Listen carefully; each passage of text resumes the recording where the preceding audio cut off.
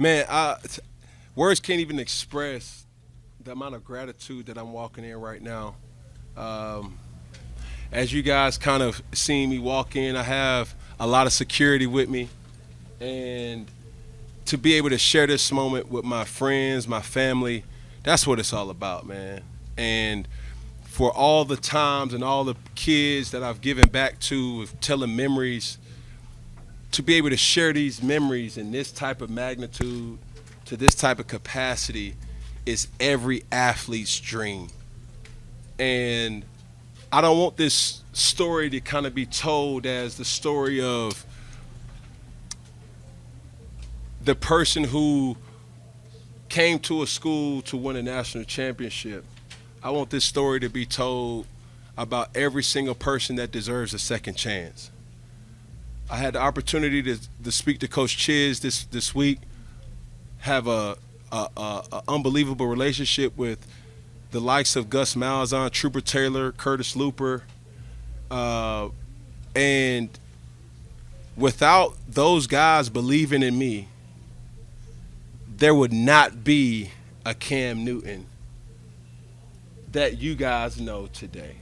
So I'm forever grateful to the coaching staff. I'm forever grateful to the faculty and staff. But most of all, I'm forever grateful to Auburn University. Right. We're going to start on the far right, Jason. Cam, when you think about your time, that time at Auburn, what comes to mind for you? What the overwhelming thought for you when you think about that? It's a complex kind of question, especially, a person like it's a lot of new faces, but when I obviously look at you, you see me when I was in high school, and to kind of have covered me or to have known of me, and to see me as a potential to, or what we would say a question mark, and now having a legacy of like an exclamation point, seeing individuals like yourself and seeing the figures that have been here for a long time, to see the ups, the downs, the hard times to root for Auburn, and then the joyous times to root for Auburn. It's a lot. You know what I'm saying? Just to see former players, the Lee Zimbas, to see the Cody Burns, to see the Neil Cottles, to see so many other guys that just kind of rushed. So that season alone just wasn't just about winning. It was about believing in the unit. And I'm just so happy that we were able to bring Auburn a national championship, and we did it. Front row, Peter. Games like today, I mean, you've played many games in active when you're at Auburn. What makes this place, this atmosphere so unique and so different? Well, I think that what everybody wants is, and that what we were able to do is use this atmosphere as an edge. And that's what the challenge will be for this team. And obviously, Coach Freeze knows that. But this place is a difference maker. I've seen it for myself. I've been on sidelines where, when the defense is out there, and I know what it's capable of and what it can produce. Hopefully, we'll be able to get to witness that tonight as well. Stay in the front row, Jerry. Can you talk about talking to Gene Chisholm this week? What are kind of those conversations like, nowadays, and what's some of the best advice he's giving you? Man, I don't know the best advice, but the best opportunity was when he called me into his office to let me know that I was a starting quarterback, and having an opportunity to watch the documentary and seeing it and seeing those memories kind of come back. There was so much grace, there was so much patience, there was so much discipline inserted that everything wasn't just a shot of adrenaline in the arm. There were times where there were cries, there was frustration, there was arguments, but nothing more important than staying steadfast to what the common goal was, and that's to bring something to Auburn that hasn't been for a long time. Stay in the front row, right. Go ahead. Did you have one? Yep. Where does today, you've done everything you possibly can in football, where does today stack up with the rest of the achievements that you've had in your football career? Um,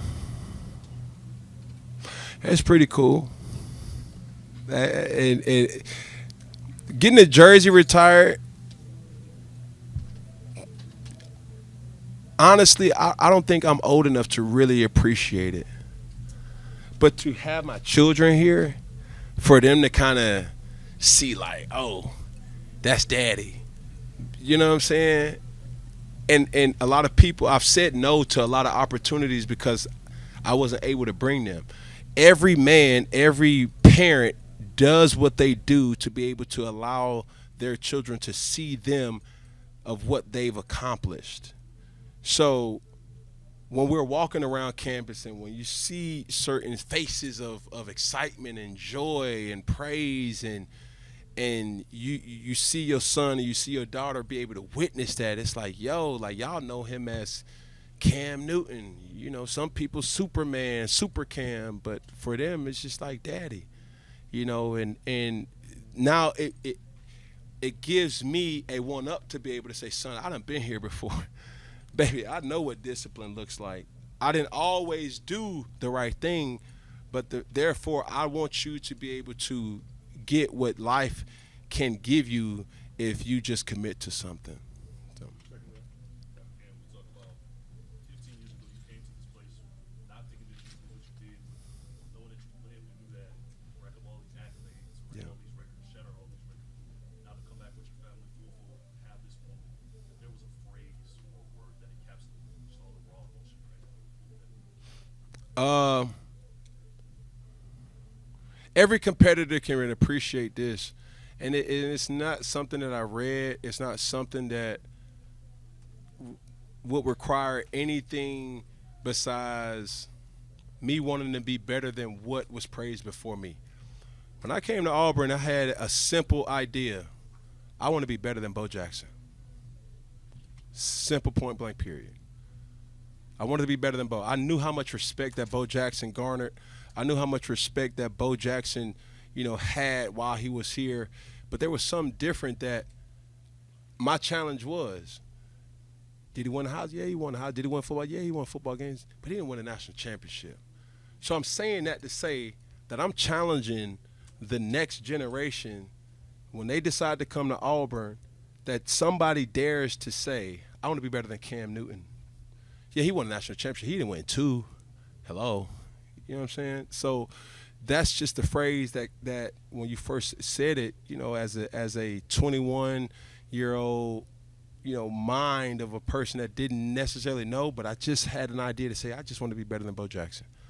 And me thinking it, but others understanding it, that's something that I can really appreciate. You kind of said it there in terms of be better than Bo, not just the accolades, national championship, but the respect, the person.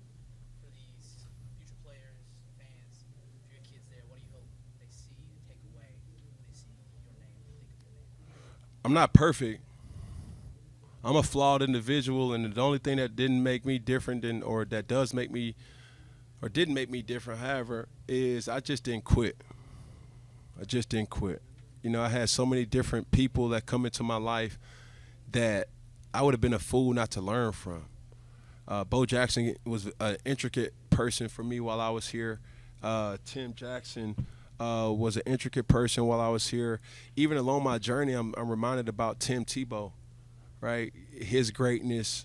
And, when you get to a point where you kind of get a chance to just breathe and decompress, you look at the situation and you say, hey, I'm just a representation of a combination of a lot of things. And I just seized the moment with the opportunity that I had, right? And I don't believe in luck. I just don't. I just know that, God puts certain things on your heart and gives you opportunities, and it's going to be up to you to make the most of that opportunity. You don't get no do-overs when you're playing games like tonight. You don't get do-overs to say, oh, man, I'll catch you next time. Nah. It's either when that ball is in your hands to make a play, you have to make it. And I'm just lucky to be able to say that I made the plays when it needed to happen. Cam, today obviously being the official jersey retirement, but you're still the last guy to wear two at Auburn. Like for the last 15 years, they've kept that jersey. What are your thoughts about that? Like how it's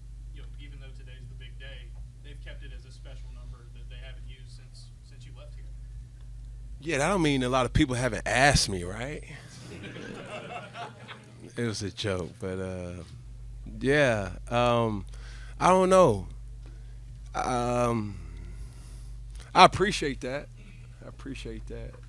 I look back at it and he'll appreciate this. Aaron Savage was also, my lady asked me last night. She was like, "Yeah, I was looking at the documentary and I seen somebody else on the defensive side that had number 2 too." I was like, "Yep, see, you paying attention, you locked in. I like where you at. You focused." But Aaron Savage, he and I kind of shared the jersey. He unfortunately went down with an injury that year, so I took the helm, and we had our banter as he was recovering, where he would say, "What's up, two?" and I would reply, "Hey, what's up, two?" and I guess nobody else would wear 2 after us. So yeah. Stay left.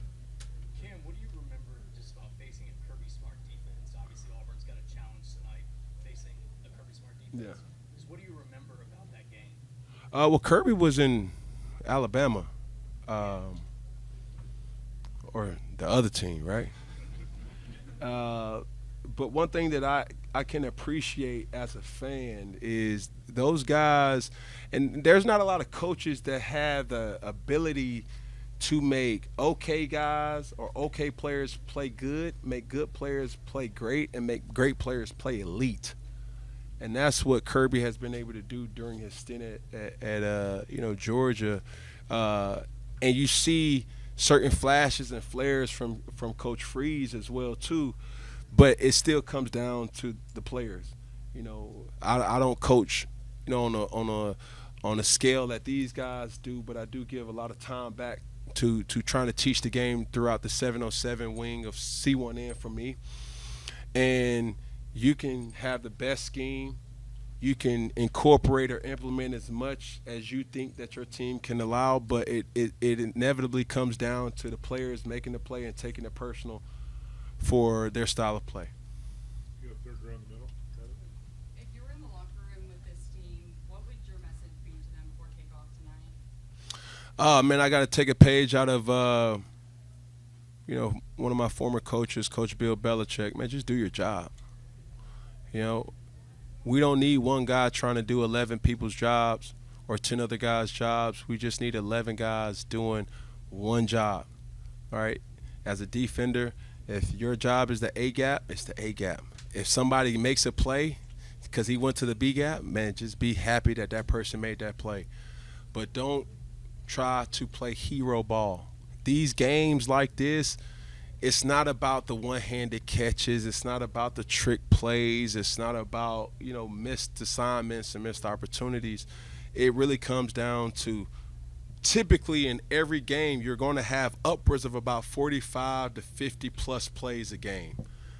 Thinking that it's going to come down to one play, I don't think so. So everybody has to understand with the 3 phases of football, offensively, defensively, and special teams, that every 11 individuals that go out there is focused on one assignment, and they got to do it at a high level. Jeff?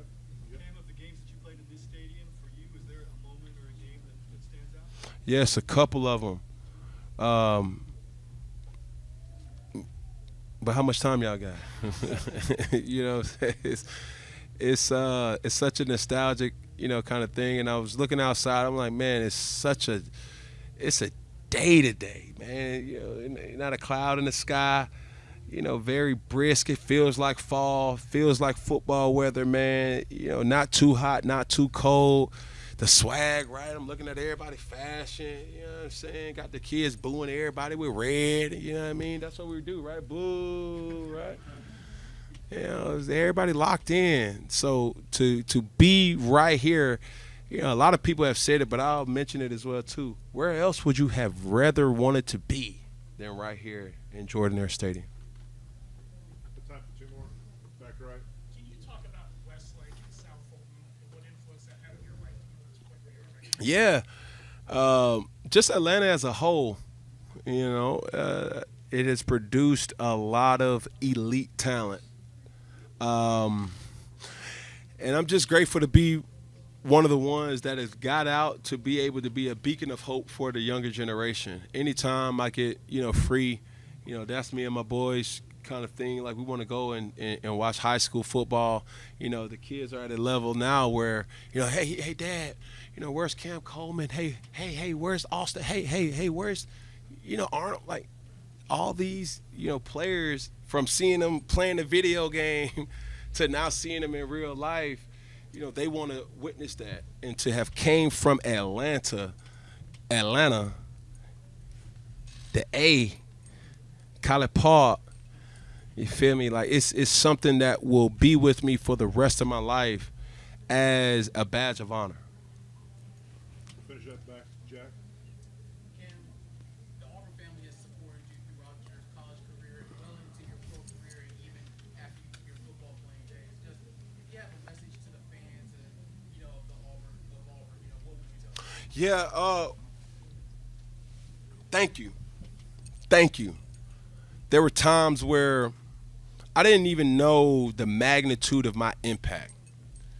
And, my angel on earth now has been Jackie LaVon Newton, my mother. And she said so many beautiful, cute stories, right? About, oh, man, I was, having a situation and somebody just helped me. They didn't even know I was your son or you was my son. It was like, yeah, but, Mom, you had a bedazzled jersey with my name on it. Yeah, hello.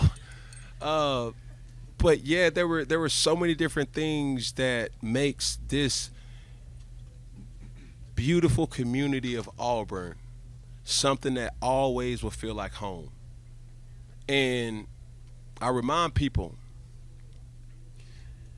I gave Auburn 365 days of enjoyment, but Auburn gave me a lifetime of appreciation. Sounds like a fair deal to me. Good. Yep. Appreciate you. Appreciate it.